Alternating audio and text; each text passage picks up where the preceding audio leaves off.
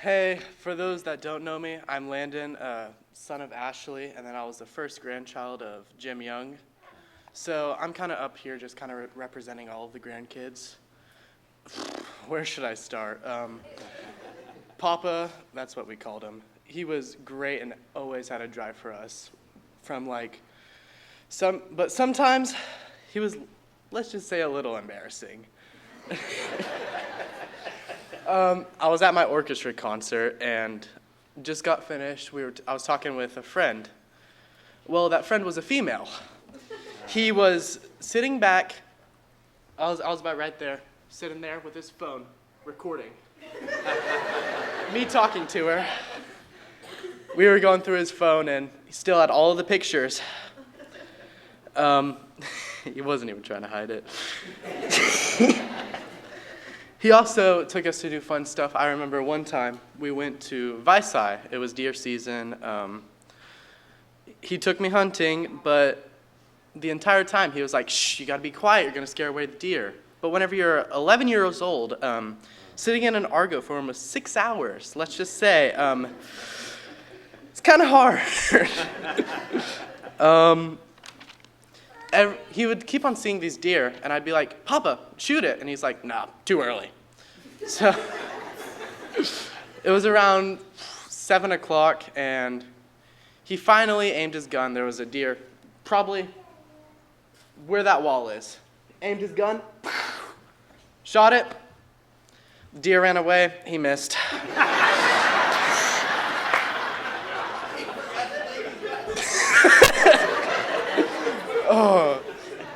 Let's just say we never went back after that trip. One other thing is that a lot of us grandkids liked was his food and drinks. As Junior said, loved to eat. Made some amazing dessert. But one thing I really liked was the Schwan Sundays cones. It was so good. I remember eating like a lot one time. And then my mom got onto me. She's like, "Landon, don't be eating too many of those."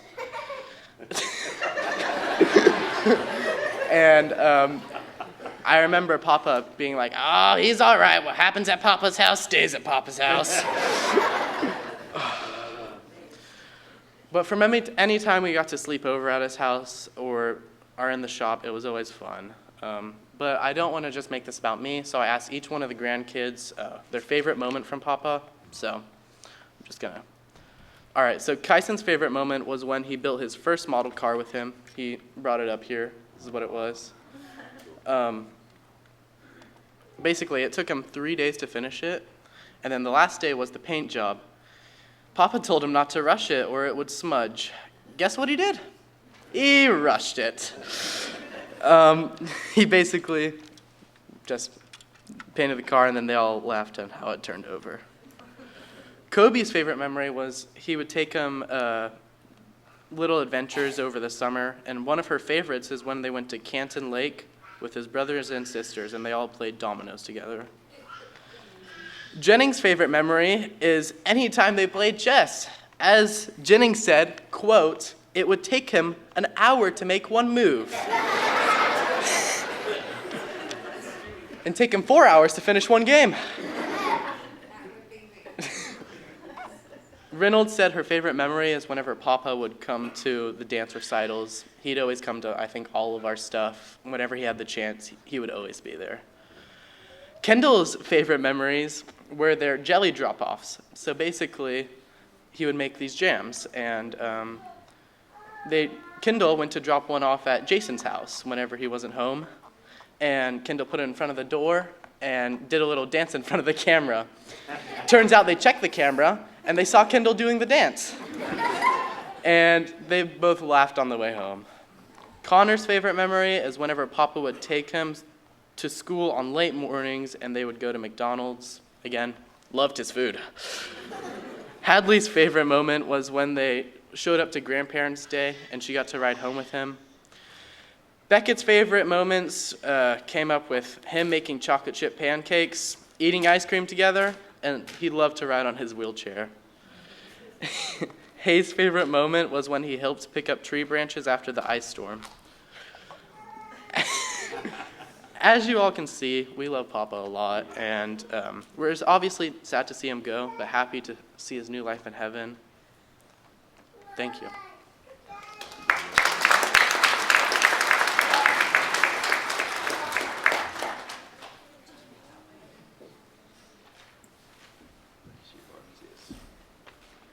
Hi.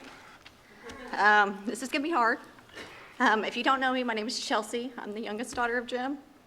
I was his prodigal child.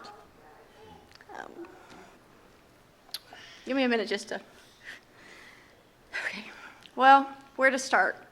My dad and I were a hard pair to figure out. We loved each other, but seemed to know how to hurt each other the most.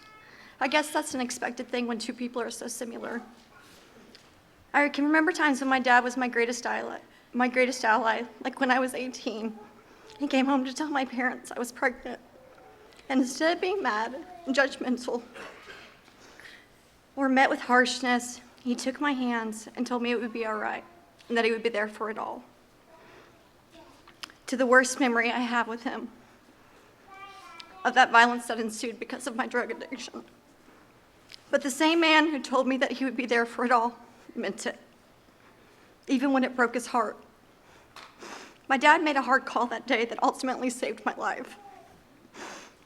He watched his drug addict daughter being taken by the sheriff, cursing and screaming about how much she hated him, and it broke him. But he knew that I had to learn my consequences for my actions that day. He stood firm on his stance and demanded change for his grandchildren if I couldn't do it for myself. I don't know how many times I called while I was in there for 16 days, but I know each call broke him a little bit more because he told me afterwards. But he knew that if I did not change, I would ultimately die from my disease. I believe that he provoked me the way that he did and demanded the things that he did, knowing that I, just like him, was a fighter. He knew I would fight tooth and nail to get my children back and to be what they needed. And he was willing to be the bad guy that I could place all of my anger on so that I could survive during that time. And for that, I will always be grateful. I didn't even know what I was capable of until he pushed me to it. He told me about a year before he died that all he wanted to see before he died was his family reconciled. There was differences between us kids because of my drug addiction. And that happened in Thanksgiving, and I'm so thankful for that. Praise God. Praise God. And to see my children back with me, I gained custody back in November of 2020. And my husband and I to stay clean and restart our lives. Today, I stand here with 3 years, 5 months, and 9 days of sobriety in custody of my children. And I know that's only because my dad saw greater value in my life than I did. So in the end, I realized just how blessed I was to have a dad who challenged me, who provoked me, because ultimately, he formed who stands before you today. This is a verse, I don't know if you're familiar with the prodigal son or not, but I'll give you the gist of it. It's about a son who has a wealthy father. He takes his inheritance and he goes into a far-off land for riotous living. Drug addiction, that is the most riotous living you can, there is no law there. But this verse, when I was looking at verses, this verse came to heart because this is where my dad met me. It says Luke 15:24, "For this is my son, was dead, is alive again. He was lost and is found." And they began to be merry. That was the love that my dad had for me. And that was the rejoicing that he had when I came home. And I want to say that I'm so thankful for all of you coming. I'm so thankful for you keeping up with the post and everything else that you've done. I'm so incredibly thankful that I got the 50 days by his bedside that I did because he knew how much I loved him. And I want to thank you all very much for coming.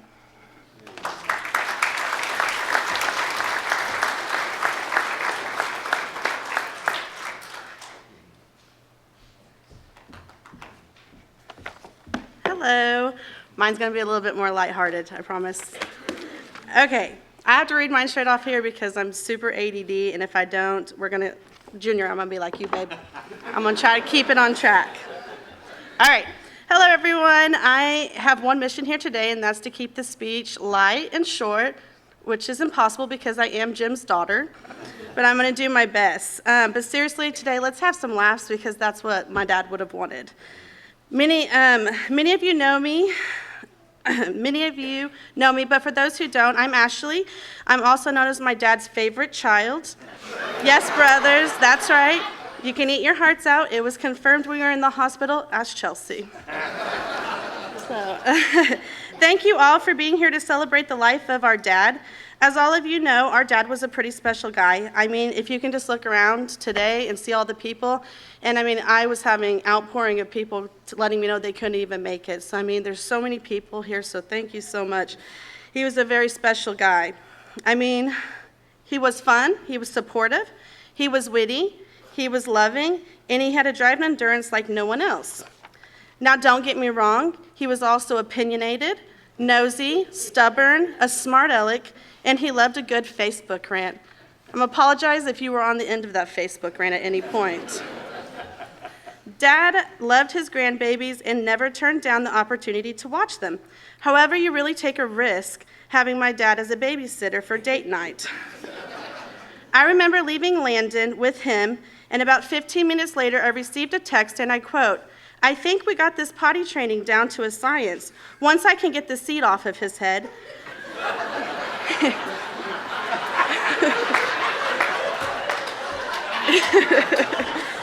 He said, "No one will notice his missing ear." Or the time that he was watching Beckett. Mind you, at this point, Beckett had a lot of stomach issues, and we were trying to figure out allergies, so we had tried to take her off of dairy to see if that was part of the problem. And then that afternoon, I walked in on this.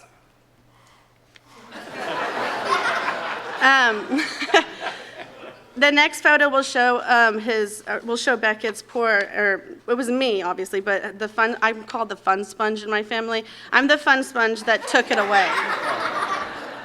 So, Dad always thought it was funny, and he had no cares if I might be mad at him about it or not. He could care less. He was going to have fun with his grandbabies. So, maybe babysitting wasn't his strong suit, unless you were one of the grandkids, which they would tell you that they loved it when he watched them. To be fair, though, my dad always offered papa rates, so sometimes his babysitting, the cost outweighed the risk. Dad also got a real good kick out of running movies for us. I'm sure many of you could agree with me on this. Dad loved watching movies, but most of all, he loved to spoil them for anyone who hadn't watched them. TV shows as well, he would do it for any of them. I always knew not to come around him if I hadn't seen the movie yet, or he would spoil it. But occasionally, you would get lucky, and he would fall asleep during the movie, and if he did, you were safe at that point. Dad was also very good at what we like to call Mr. Miyagi-ing us. So he would call us over at random points. I'm sure it's happened to all of you guys. He'd call us over at random points to do something, to see him, but then we'd end up getting roped into doing stuff for him. So he called me over one day to hang out with him for a bit, only to find out that he had been to Conscious Co-op that morning and bought 100 tiny apples that he needed peeled. That way he can make apple butter, applesauce, and apple pie. I remember leaving 5 hours later, and then what my family likes to make fun of me, the Silcoxes, they like to call me the claw because my hands get cramped up, so I left with the claw hands. And even though my hands hurt, though, I really valued the time that I was able to spend with him just doing what he loved. So this is a picture from that day when we were in the shop doing that. When your last name is Young, you have to live up to that name. And Dad was young at heart for sure. Between dressing up with his ladies at work, which he was like a second family for him, he was the beekeeper in the middle, to being Gru with his minions and apparently Harry Potter, he always had a good time. This one's for you, Junior. All right. My favorite example is when Dad turns into what we call Vice-Side Jimmy. Darren describes it the best. He said the first time he went to Vice-Side with my dad was on a hunting trip. He said, Ashley, it was the strangest thing. He said, it was like your dad went through some magical portal the moment that he hit Vici city limits, and all of a sudden his accent became thicker, and out of nowhere he pulled out a can of Skull, which is dip, if anybody doesn't know that. He shoved it in his mouth, and he offered it to Darren. Dad loved taking the boys hunting with his best friend, Junior. He was so happy to spend time with the boys doing what he loved, even if he missed his targets often.